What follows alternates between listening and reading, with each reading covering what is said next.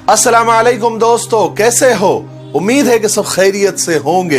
अल्लाह आप लोगों को ऐसे ही खुश रखे। चलिए आज के किस्से की तरफ बढ़ते हैं। एक रॉन्ग नंबर, एक गलत कॉल, एक छोटी सी मिसअंडरस्टैंडिंग, एक छोटा सा शक कितने खानदान को बर्बाद कर सकता है, यह किस्सा सुनने के बाद आपको समझ में आएगा। किस्सा यह है कि एक घर के मोबाइल नंबर पर एक रॉन्ग नंबर से कॉल आई। घर की बहू ने कॉल रिसीव किया तो दूसरी तरफ से एक अनजानी आवाज सुनकर औरत ने फौरन सॉरी, रॉन्ग नंबर है बोलकर फोन कट कर दिया, फोन बंद कर दिया। लेकिन उस तरफ से जिस लड़के ने कॉल किया था, इधर से लड़की की आवाज सुनकर वो समझ गया कि ये किसी लड़की का नंबर है और वो था ठरकी। अब वो बार बार कॉल करने लगा, लेकिन उस औरत ने फोन नहीं उठाया, उस बहू ने फोन नहीं उठाया, लेकिन वो बार बार कॉल करता रहा। जब कॉल रिसीव नहीं हुआ तो उसने मैसेज करना शुरू किया। और मैसेज किस तरह के? कि जानू बात करो ना, आप कॉल रिसीव क्यों नहीं करती? आपकी आवाज बहुत प्यारी है, जब से आपकी आवाज सुना हूं चैन नहीं है, प्लीज जानू मेरा कॉल उठाओ ना। इस तरह के मैसेजेस आने लगे। इस बहू की सास थी बड़ी जालिम, मक्कार, चालाक, शैतान की बेटी, बहू पर शक करने वाली। इस वाकये के एक दिन के बाद बहू किसी काम में मसरूफ थी और फोन की घंटी बजी तो इस बार उस जालिम सास ने कॉल रिसीव किया। शक तो पहले से अपनी बहू पर था। आगे से लड़के की आवाज सुनी जो ये कह रहा था कि जानू मुझसे बात क्यों नहीं करती, प्लीज मुझसे बात करो ना, तुम्हारी आवाज ने मुझे पागल कर दिया है, जानू मुझसे बात करो ना। वो लड़का मुसलसल बकबक बकबक किए जा रहा था। सास ने पूरी उस लड़के की बात बड़ी खामोशी से सुनी और फोन बंद कर दिया। अब जब रात को बेटा आया, यानी उस बहू का शौहर, तो फौरन मां ने अपने बेटे को अलग ले जाकर अपनी बहू पर बदचलनी का, कैरेक्टरलेस होने का, एक अजनबी लड़के से याराने के इल्जामात लगाकर खूब पुरानी दुश्मनी निकाली। और शौहर ने भी उस वक्त जाहिलियत का किरदार अदा करते हुए फौरन अपनी बीवी को बुलाया और उसकी एक भी नहीं सुनी और उसे रस्सी से बांधकर बेइंतहा तशद्दुद का निशाना बनाया, यानी उसे खूब मारा पीटा। और जब वो तशद्दुद से फारिग हुआ तो सास ने वो मोबाइल अपने बेटे के हाथ में थमा दिया और कहा कि ये है नंबर तुम्हारे बीवी के यार का। शौहर ने मोबाइल के कॉल्स चेक किए, मैसेजेस चेक किए, जिसमें तमाम मैसेजेस मौजूद थे, जिसमें वो लड़के ने मैसेजेस लिखे थे कि जानू मुझसे बात करो ना, तुम्हारी आवाज सुनकर मैं पागल हो गया हूं, वगैरह वगैरह। फिर उस जाहिल शौहर ने पूरे मैसेजेस पढ़े और गुस्से से आग बगोला हो गया और फिर एक दफा और दर्द से कराहती हुई अपनी बेगुनाह बीवी को मार मार कर अधमरा कर दिया। और उस सास ने, जो कि शैतान की बेटी थी, अपनी बहू के भाई और उसकी मां को फोन करके बताया कि तुम्हारी बहन को हमने रंगे हाथों अपने यार के साथ मोबाइल पर बात करते हुए और मैसेजेस करते हुए पकड़ लिया है, जिसने हमारी इज्जत खाक में मिला दी है। उसी वक्त लड़की का भाई और मां फौरन बेटी के घर आते हैं। जैसे ये दोनों घर पर आते हैं, सास और शौहर अपनी बीवी यानी उनकी बहन और बेटी के बारे में खूब उन्हें गर्म करते हैं, खूब ताने दे दे करके तुम्हारी बहन और तुम्हारी बेटी बहुत बदचलन है, फाहिशा है, कैरेक्टरलेस है, अपने यार के साथ मोबाइल पर गपशप लगाती है, हमारी इज्जत खाक में मिला दी है। लड़की का भाई भी ठहरा जाहिल, उसने भी जमाने जाहिलियत को मात दे दी और अपनी बहन के बालों को पकड़कर खूब मारा।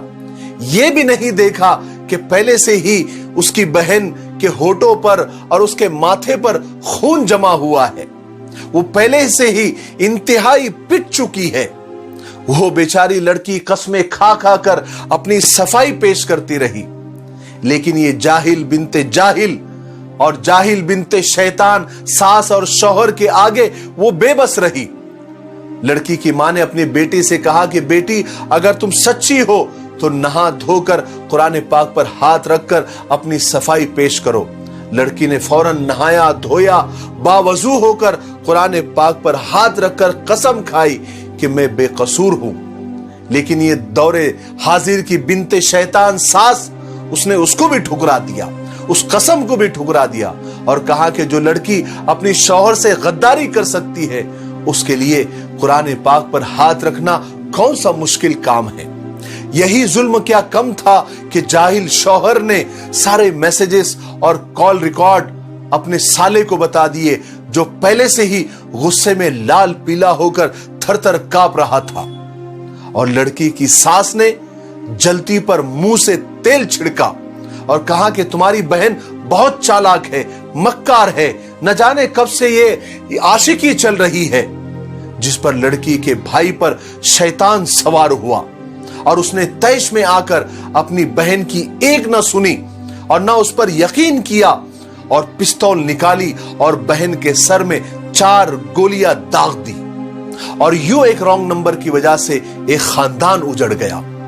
6 बच्चे यतीम हो गए, जिन्होंने अपनी आंखों के सामने मां की ममता को तड़पते देखा, मरते देखा। पहले तो वो बाप के, फिर मामू के पांव पकड़ते हुए गिड़गिड़ाते रहे कि अब्बा जी, मामू जी, अम्मी जी को मत मारो। लेकिन बाप और मामू के ऊपर तो गैरत सवार थी, गैरत का भूत सवार था। बहुत गैरतमंद थे ना जाहिल कहीं के, भला वो कहां रुकने वाले थे। जब लड़की के दूसरे भाई को खबर हुई तो उसने अपने भाई, अपने मां, अपने बहनवई, अपने सास पर न मालूम कितने FIR करवा दिए और सबको जेल में डाल दिया, सबको गिरफ्तार करवा दिया। जब पुलिस में मामला गया, तहकीक की गई, तब मालूम पड़ा और खुलासा हुआ और सफाई हुई कि बहू ने सिर्फ एक कॉल रिसीव किया था और रॉन्ग नंबर बोलकर रख दिया था। सारे कॉल उधर से ही आ रहे थे, सारे मैसेज उधर से ही आ रहे थे। वो लड़का ही उस लड़की को फंसाने के चक्कर में लगा रहा, उसमें बहू की कोई गलती नहीं थी।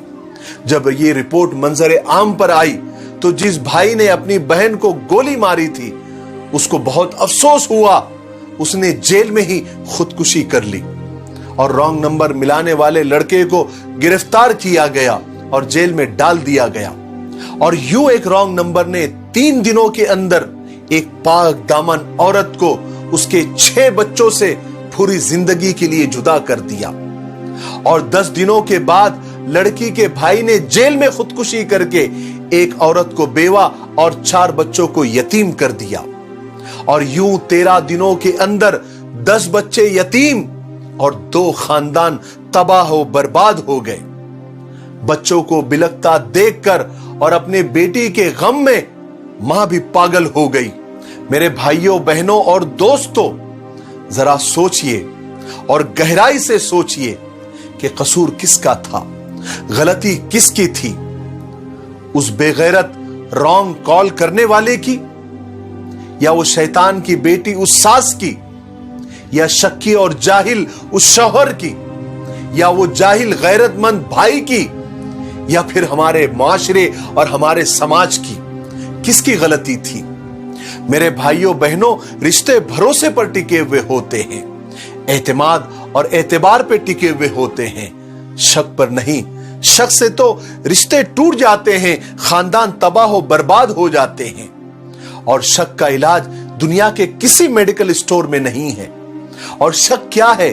शक यह है कि अपनी गंदगियों को दूसरों में तलाश करने को शक कहते हैं। जमाना बड़ा खराब चल रहा है, सबूत हर बात का देना पड़ रहा है।